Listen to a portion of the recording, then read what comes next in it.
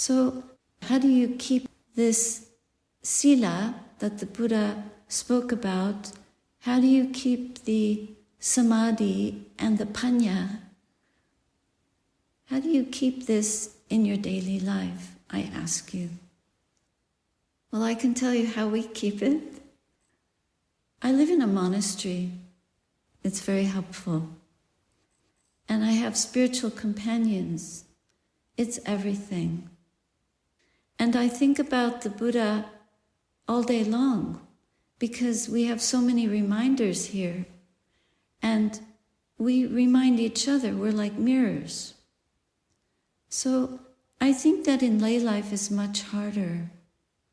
But what I've learned to do over this is 36 years now as a nun, I've learned to try to practice that in everyday life so that the temple is in my heart. It's not a place. It's very skillful what you're doing now that you're all gathered together and you do probably have a daily practice and you are quite a tight-knit community, which is beautiful to see. But there are probably other steps that are needed.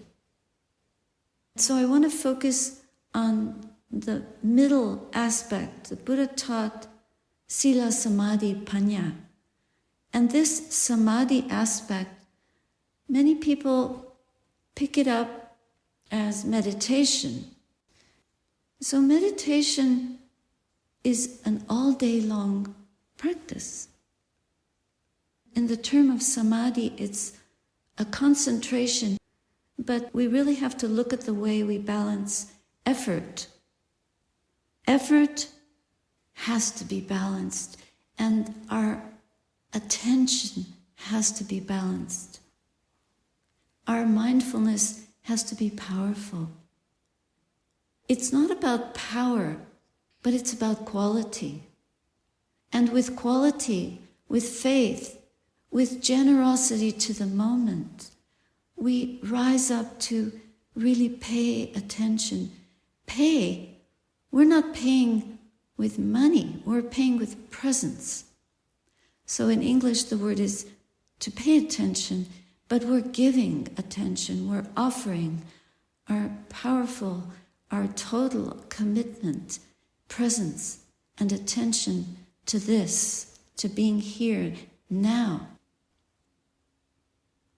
What is the world doing with that attention? Think about daily life for you. What is your daily life? There's probably a lot of distraction. We get a lot of distraction here. Here in the monastery, we get distracted all the time.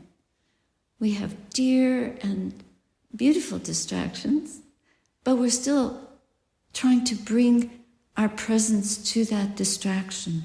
We have groundhogs that make holes and tunnels and destroy a lot of things. And then we get more distracted because we worry. But we bring our attention to what we have to do to help solve that and be in the moment. And we have the distractions of people coming and going and of taking care of the place, but we try to bring mindfulness and give our energy to that fully, moment by moment. With meditation, the practice is very private. Nobody knows what you're actually doing. But if we can be the Buddha witness in the present moment and be aware, am I present? Am I here? Where is the mind? This is really the exercise. Then I'm aware that that's distracting. So the awareness is constantly being referred to and brought into our practice. And we have to remember, this is practice. We might not be good at it, but we keep giving ourselves to it. And the habit of giving, offering, being generous to the moment, helps us to continue to concentrate, to gather all our attention and offer it up. Samadhi by itself means that we have offered to ourselves this authority, this ability to be present and to give our attention focused and fully on one thing. And that oneness, that simplification in the present moment is really what will draw our attention to the Dhamma, to reality, instead of all the other components of being present, which is mindfulness, gratitude, generosity, effort, seeing clearly, knowing what is present. The knowledge of what is present has to be streamlined into one point, more and more. And then when we make that a habit, we can say that we are here and now. And we really know what is here and now. Rather than knowing the world, we start to know our own condition. And so our attention, instead of being on worldly things, is inward. What is the mind doing? Where is our focus? So if you press a button on your cell phone, it will turn the camera towards you and you take a selfie. So in present moment awareness, we're doing a selfie on the mind all the time. But we also have present moment awareness, so it's like a double mirror. We also are aware of our relationship to our environment. If we don't pay attention to what the senses are experiencing in some way, then smoke could come pouring out of something in your environment and you could be caught in a fire. So we have to be aware of the fire in the mind, but the fire, the potential fire around us. And this is how we put out the fire. The mind is pretty much lit up. And what we're trying to do is cool it. Back in the 60s, this was a big expression, cool it. Cool it. This calm down, to put the fire out. So here, in the cooling down of the mind, we're trying to rev up our presence and increase and fully empower our attention to the state of the mind and to what we are aware of. Now, the simplification of mind means that our attention comes to what is held in the mind. It's very difficult to be aware of awareness itself, so we really pay attention to the quality of our breathing, to notice the arising and ceasing of that in the present moment all the time. You start with 1 moment, 5 moments, 10 moments, an hour. The concentration must be based on sila. Really, it's not just being a good person generally, but it's renunciation and the cultivation of virtue, being restrained and being able to give up what we want when it isn't harmless and when it isn't beneficial for our ability to simplify and fully offer our presence to this moment. The Buddha gives us the 5 precepts to start with. So if we are not able to follow those precepts, it's really important to acknowledge that and try again, rather than a sloppiness that is not going to help this empowerment of awareness and the clarity of it. So the other part of that is the wisdom factor, sila, samadhi, panya. Panya also has to be brought into this. And we start by noticing what is the quality of my presence, of this attention to the breath. Is it 5 seconds out of 60? Just see how much the mind is obsessing in thought. How much is the mind wavering? How much worry? Can we look at the kilesa? It's just like if you get dressed in the morning and you forget to tie your shoelaces, you're going to trip. So moment by moment, we have to be aware of the quality of our attention and repair. Ascend. When we're drooping, wake up. Wake up. Know that we're asleep. Know that we're not present. Know that we're dreaming. Know that the mind is upset, angry, boiling. Cool it. Keep bringing in whatever the Buddha has offered us as a tool into present moment awareness. And of course, mindfulness is being mindful. The mind is full of knowing what is happening within it. And then we can say, we are here, yes. And it doesn't matter how much we miss, but it matters how much we're aware and the honesty with ourselves. Life is so complex. And if you have a family and children and partners and people living with you or people abusing your situation, then it becomes much harder. So we live here in a field of wholesomeness. When the mind is focusing on this kind of one-pointed practice, then the mind becomes very good at being silent and still and aware at one point, and mindfulness can get perfected, and you can experience a lot of bliss, a lot of beauty, a lot of joy, and then you get addicted to that because you can do that for longer and longer periods. With that addiction, there's attachment to having these euphoric states of mind. Now, this kind of happiness is a blameless one. And that is so important.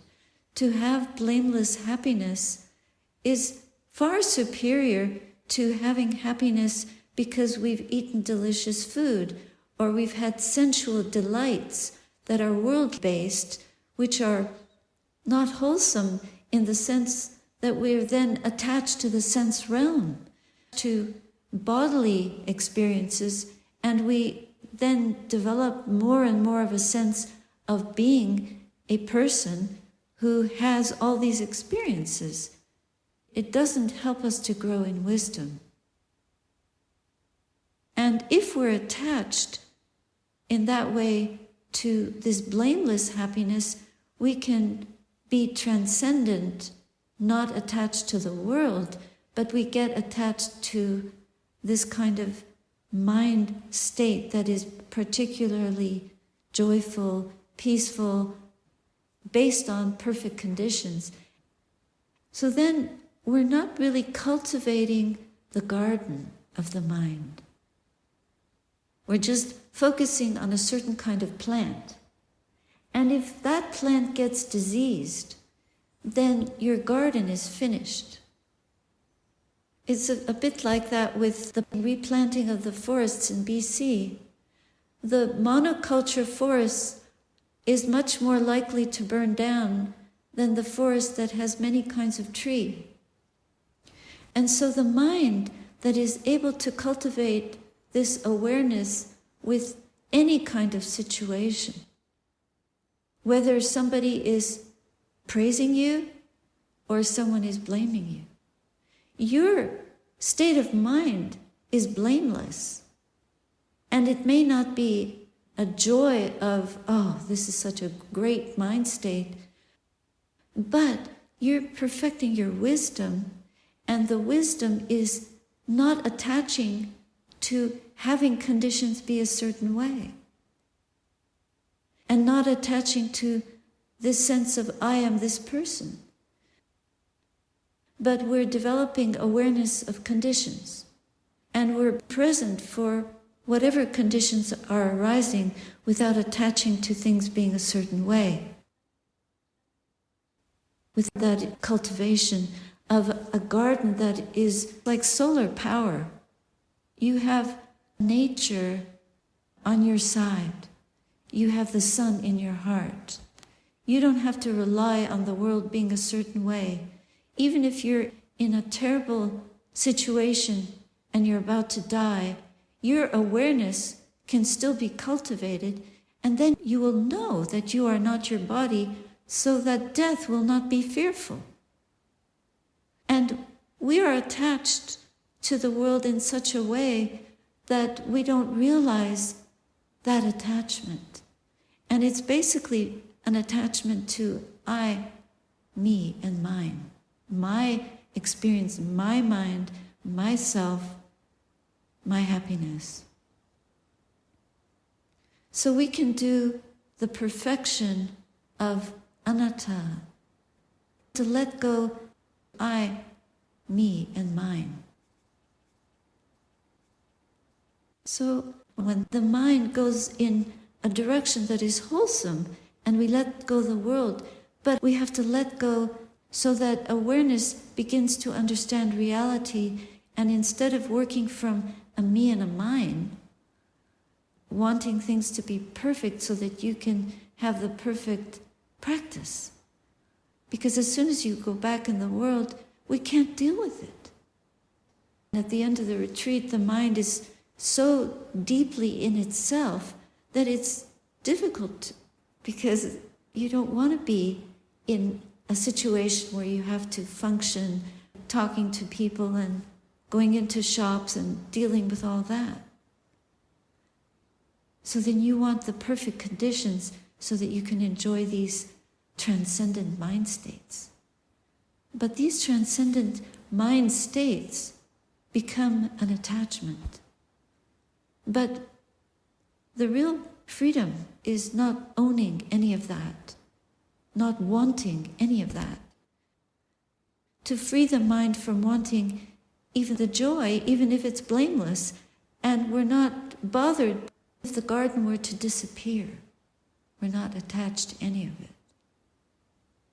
So this non-attachment, the non-grasping, the non-habit is where the self is empty. There is no one wanting anything. And the non-wanting, that's the freedom. So concentration is like being able to water the plants so they grow big and they make you happy.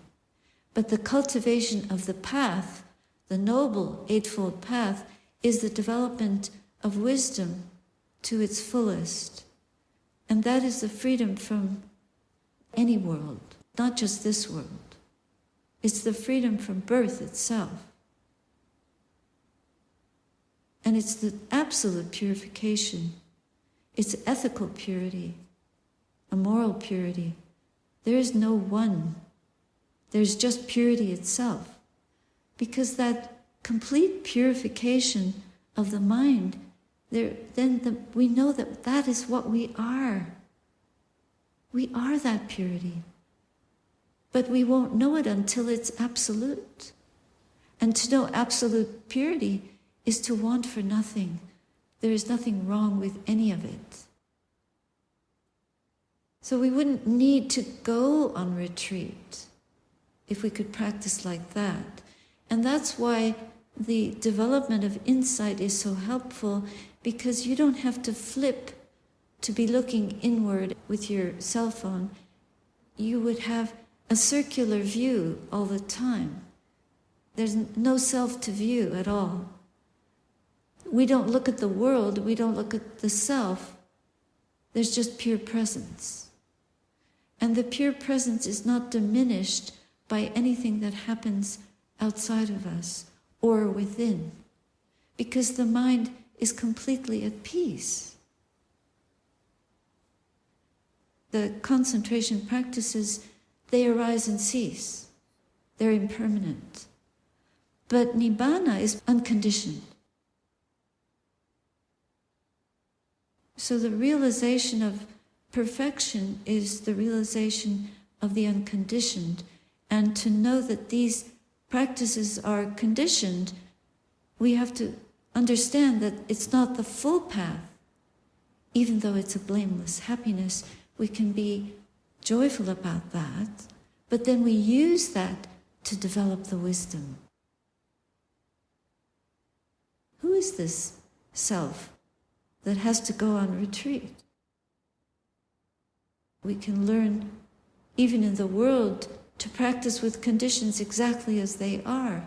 If we take refuge in the unconditioned, then we take care of the mind to purify it so that it is able to be present for all conditions with a coolness, a peace, a balance, an equanimity.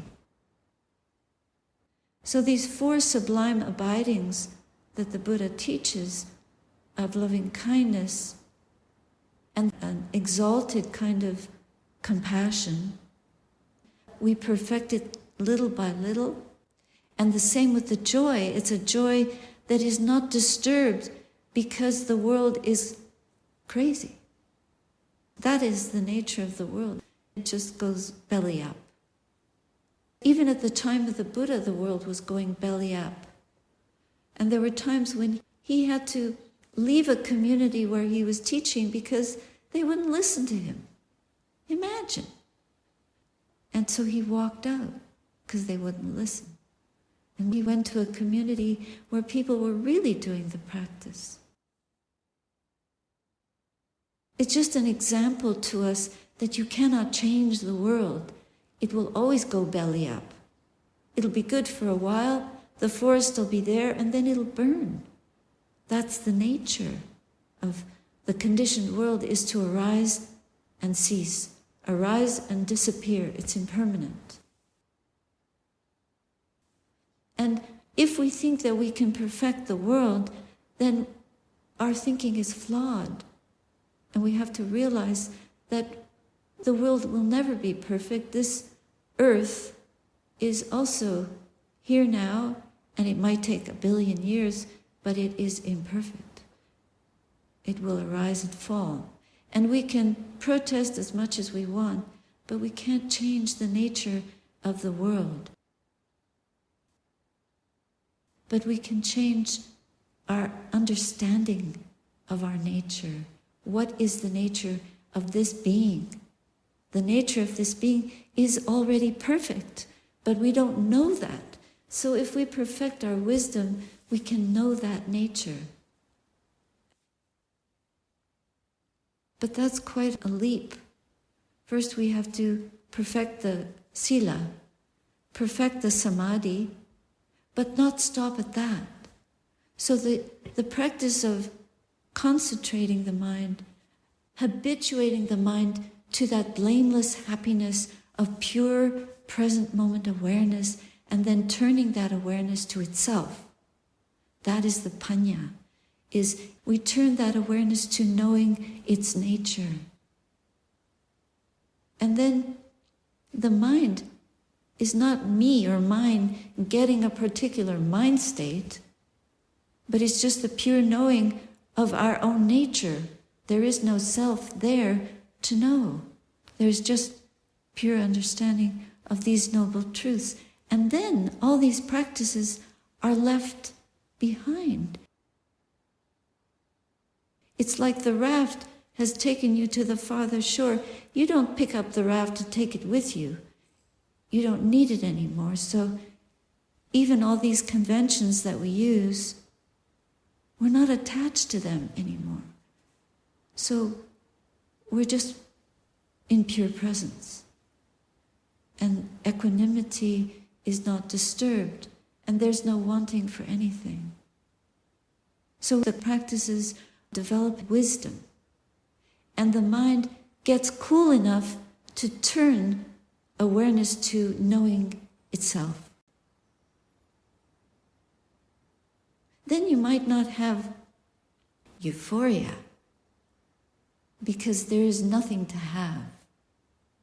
Awareness is complete within itself. However, there is also unconditional compassion. We have a responsibility for the vehicle, to take care of the body, to help the forest grow, to take care of the earth. But the mind has done its work. We know our true nature, and we can die in complete peace.